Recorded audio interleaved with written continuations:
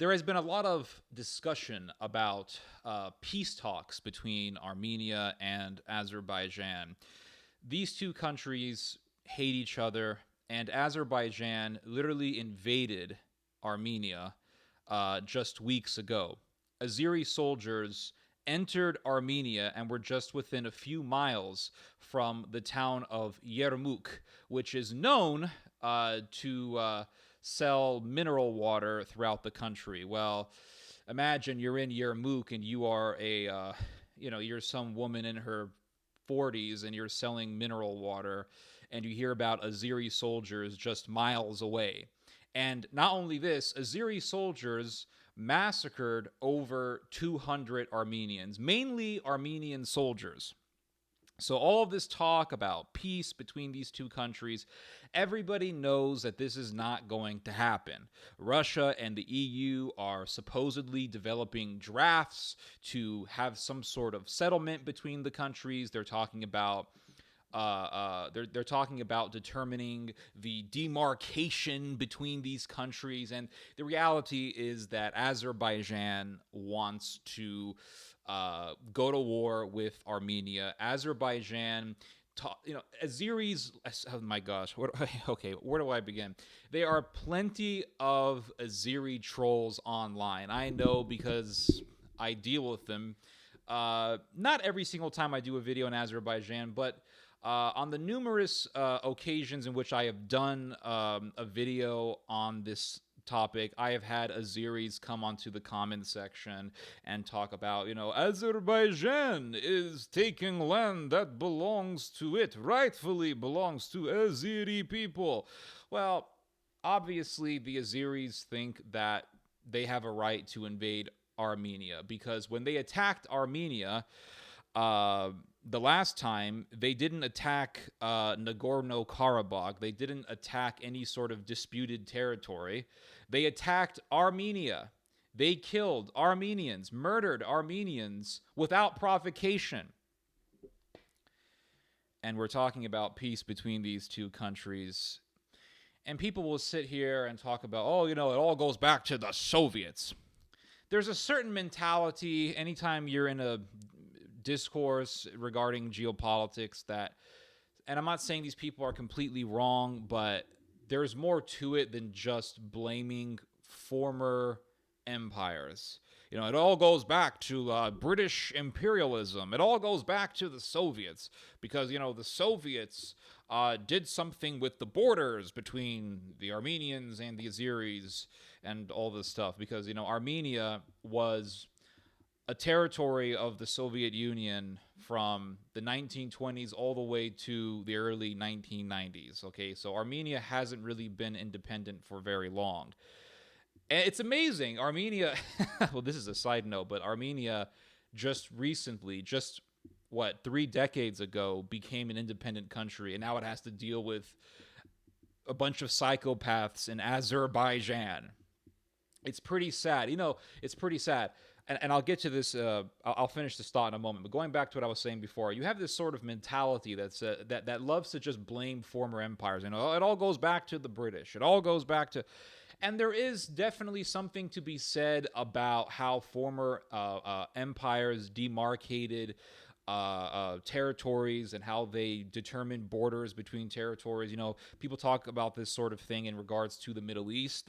They'll say, well, the way that the British outlined the borders within the Middle East, they didn't really account for all of the tribal tensions, all of the ethnic tensions between certain peoples, religious tensions between peoples, Sunni versus Shiite, etc. Or they'll say, the French, they basically created the modern state of Lebanon. They bordered it out, and they didn't really account for all of the religious animosity within that country between the Maronites and the Druze and et cetera, et cetera.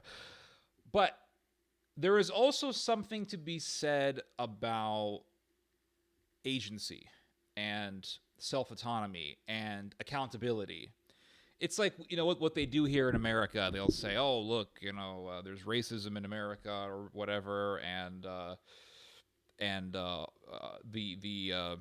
the the problem with crime in the African American community, it all goes back to slavery or something like that. It's like, well, racism, I'm sure, had something to do with uh, some of the problems that the African American community faces. But it's like, come on, we have to face up to the reality of agency and accountability. And the same thing, like, these people hate each other. We can sit here and we can blame the British and we can blame the CIA and we can blame the French and the Soviets or whatever, but it's like these people wake up in the morning and they choose to hate their neighbor. And this is the thing. It's like this hatred is still existed. It's very visceral. It's still very thick in the political and the cultural atmosphere in the South Caucasus.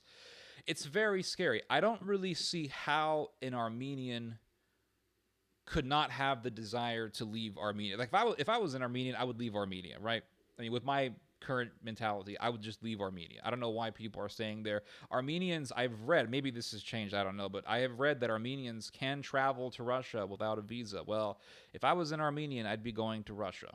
Just saying. They'll say, well, Russians don't like Armenians or whatever. Well, I'd rather be around Russians than be around a bunch of Turkish psychopaths who want to rape and murder people, because that's exactly what the Azeris want to do. And I know this because that's what they did in the Nagorno-Karabakh conflict. And they did this even after the conflict was over. The last war that happened back in 2020, even after the conflict was pretty much done, that particular conflict, there was some pretty horrendous war crimes. Even Amnesty International did a whole report. I think it was either Amnesty International or Human Rights Watch. They did a whole report on what was happening in Nagorno-Karabakh, war crimes done by the Azeri military. And I remember reading this sad story, and I did a video about this after I read it, in which an Armenian guy went to Russia because I think he saw the writing on the wall. He's like, I better get the hell out of here because, the psychopaths from, across the border are coming. And his father refused to leave, and he traveled to Nagorno-Karabakh to convince his father to leave, and his father refused to leave. And you know what happened? That old man's son, who traveled from Russia to help his dad, ended up getting murdered by the Azeris. It's crazy. I would just leave Armenia. I mean, it's crazy what's happening. And for many years, the Armenians have relied on the Russians for security, but that reliance is deteriorating. The trust in Russia is deteriorating. It has been deteriorating for a while now. I read an article on Rolling Stone magazine today about this, and it talked about how the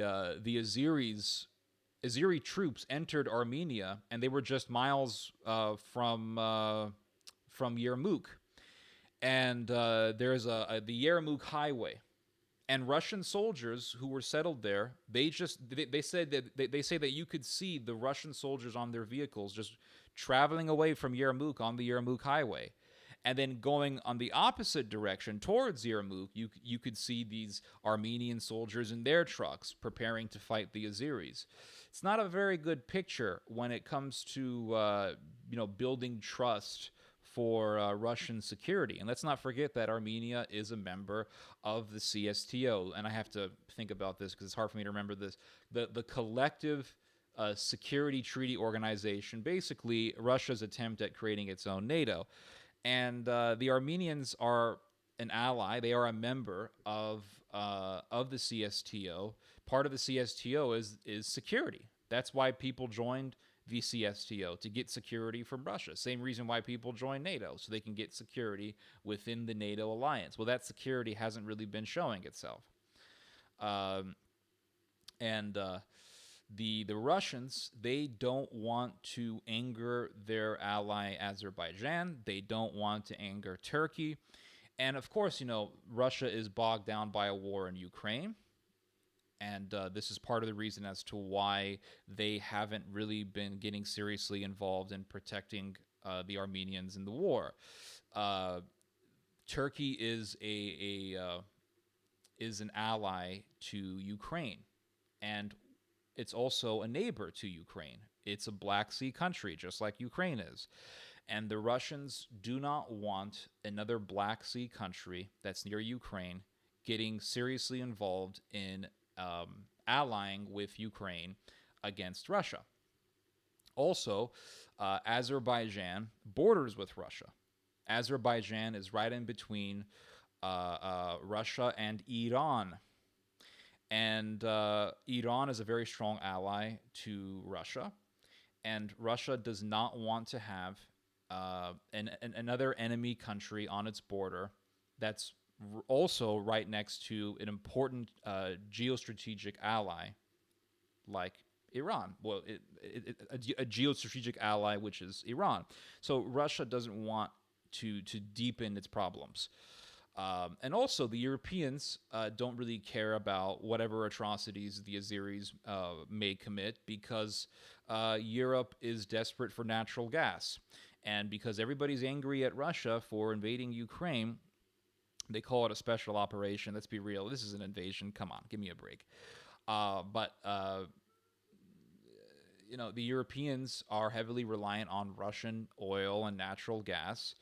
But they recently made an agreement with Azerbaijan in which Azerbaijan will be exporting 30% more natural gas to Europe. The Europeans do not want to condemn Azerbaijan. They don't want to all of a sudden be they don't want to be all of a sudden in a human rights campaign against Azerbaijan because they're making a deal with Azerbaijan for natural gas. And the Europeans don't want to rely so much on Russian energy. Now, I kind of saw this coming years ago. Remember when Trump was running for president?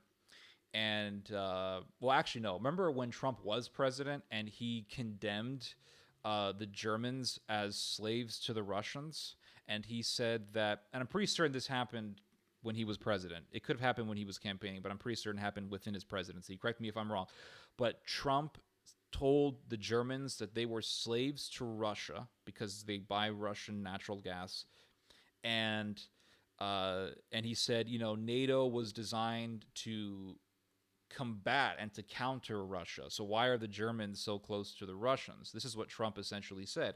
And then not too long after Trump said that, Angela Merkel had some sort of discourse with Azerbaijan about getting Azeri energy, natural gas, oil, etc. Now, the Germans, if I'm not mistaken, they have an abundance of coal. The Germans might just go back to the strategy of their Nazi ancestors and just start making synthetic petroleum from coal again. This may actually happen. I haven't seen anybody write this, but it may actually happen. It wouldn't be surprising. I have heard that Germany is trying to get more into green energy, but we'll see how viable that is for the future. I don't know. But the reality is that nobody cares about Armenians being killed. That's the reality. And isn't it so scary? I find this enormously disturbing. Like, honestly, I have emotions that are just churning in my stomach when I think about this. I find it tremendously disturbing that Armenia suffered so horrendously under Turkish tyranny. 1 million Armenians, or over 1 million Armenians, were butchered. And now Armenia is being butchered again by the Turks. And the whole Western world is rationalizing this, turning away, and continuing an alliance with Turkey. And we have even seen the neoliberals and the neoconservatives point the finger against Armenia and say, "Oh, you better be a good boy, Armenia. You better be friends with Turkey now. Better be friends with Azerbaijan." And this is not too long after over 1 million Armenians were butchered. I mean, it wasn't that long ago. It was 100 years ago that this happened. That's not that long ago. It's still very fresh in the memories of the Armenians, in the collective consciousness of the country. And I find it so disturbing that a country that suffered so much that a people who were butchered by the hundreds of thousands who suffered a genocide are now expected and pressured to get on their knees for Turkey and get on their knees for Azerbaijan. This is literally the equivalent of Germany going to Israel, killing a bunch of Jews, and then saying, you better be nice to the Palestinians or else. Could you imagine if that happened? And you know what? It's not that far-fetched. That is not that far-fetched. Because the Germans are very pro-Palestine. The Germans they tend to be very anti-Israel. There was a guy who was a member of the Christian Democrats who was like retweeting some post by David Duke. I mean, like, it would not be. And plus, the Germans are the biggest European ally to Iran. And Iran denies the Holocaust and says that they want to commit another Holocaust. It would not be surprising at all if Germany ever went to war with Israel and allied with Iran to help the Palestinians. It just wouldn't surprise me at all. But imagine if German troops invaded Israel. They got within miles from, I don't know, Tel Aviv or something, killed over 200 IDF soldiers, and all of a sudden, the international community comes along and says, well, Germany is, they're just trying to help the Palestinians. Like, this is literally what's been going on with Armenia. It's like a woman who's been abused by her husband, and then she escapes, and then the husband comes back and beats the shit out of her, and then her family and his family come around, and they're like, well, you better get back to him. Like, this is what we're witnessing here.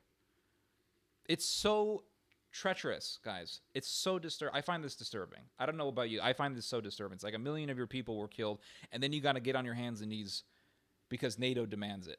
It's so creepy. Guys, I am on the side of the Armenians, okay? I am not on the side of... I don't give a shit what anybody tells me. Oh, Nagorno-Karabakh and what happened after the Soviet Union collapsed and, the border lines and the demarcation. I don't give a shit about any of that stuff.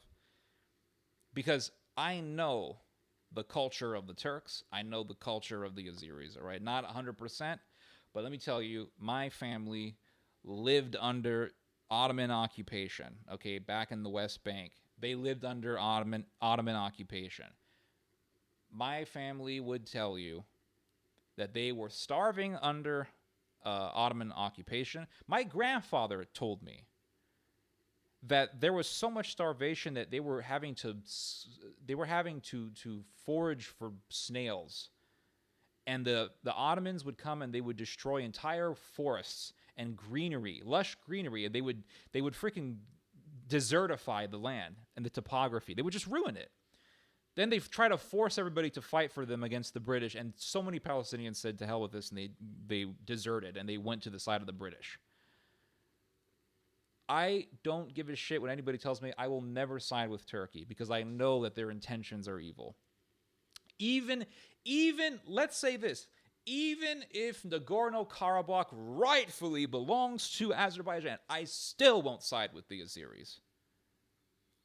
I still won't side with them because I know what those people are about.